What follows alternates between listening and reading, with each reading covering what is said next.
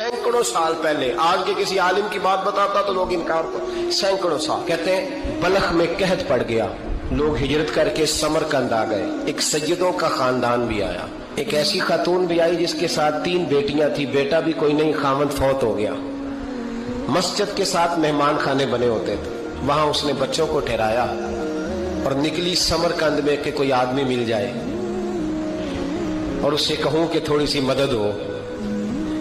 وہ چلتے چلتی ایک سیٹھ کے پاس, رئیس کے پاس پہنچی. جن لوگوں کے پاس دولت آتی ہے نا, وہ کئی دفعہ سخت جملے کہنے لگتے ہیں جو اللہ کو پسند نہیں آتے. وہ سیٹھ کے پاس گئی تو جا کے کہنے لگی میں غریب ہوں, پریشان ہوں, بلخ میں قحط ہے, سارا زمانہ جانتا ہے, تو میں اس لیے سمرقند آئی ہوں. بیٹیوں کا ساتھ ہے, نہ رہنے کو جگہ ہے, نہ کھانے کو روٹی ہے, نہ پہننے کو کپڑا ہے, مہربانی کر تھوڑی مدد کر. کہنے لگا ہو کون؟ تو اس سیدزادی نے کان آگے کر کے, ہاں کسی پہ بھی حالات سخت آ سکتے ہیں, اللہ سے ڈرنا چاہیے, کان آگے کر کے نہ کہنے لگی میں سیدزادی اور یہاں میرا اپنا کوئی نہیں, مہربانی کر. تو وہ سیٹھ صاحب, چودھری صاحب کہنے لگے مجھے کیسے پتا چلے گا تو سید ہے؟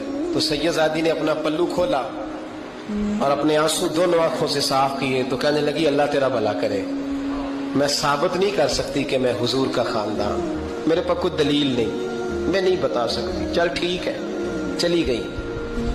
کسی نے بتایا کہ یہاں ایک یہودی بھی رہتا ہے, وہ بڑا سخی ہے, یا آتش پرست ہے, یا پارسی ہے کافر غیر, سخی بڑا ہے. اس کے پاس گئی, بیٹھی رہی, لوگ بیٹھے تھے, جب چلے گئے تو قریب گئی, کہنے لگی مجبور ہوں, پریشان ہوں, غریب نہیں ہوں. کہنے لگا بی بی تجھے کبھی دیکھا نہیں, سمرقند کی اتنی آبادی نہیں, میں سارے شہر, تو کون ہے؟ تو کہنے لگی تعارف نہ ہی پوچھے تو اچھا ہے. اس نے کہا چلو اگر پتہ چل جائے تو. کہنے لگی میں مسلمانوں کے نبی کی اولاد ہوں, مسلمانوں. اس نے کہا پیغمبر خدا کی اولاد. اٹھ کے کھڑا ہو گیا, بی بی کو ساتھ لیا, گھر گیا. کہنے لگا جو صاف ستھرا کمرہ ہے نا اسے پھر دھو ڈالو, ایک دفعہ پھر دھو ڈالو. کمرہ دھلایا, صاف کرایا. پھر کہنے لگا بی بی میرے برتن زیادہ صاف ستھرے نہیں, میں نئے نہ خرید کے لا دوں. پھر نئے برتن لایا. پھر اپنے بچوں سے کہنے لگا اونچا نہ بھولنا کہ سیدہ فاطمہ کی شہزادیاں آئی, یہاں کوئی شخص اونچی بات نہ کرے.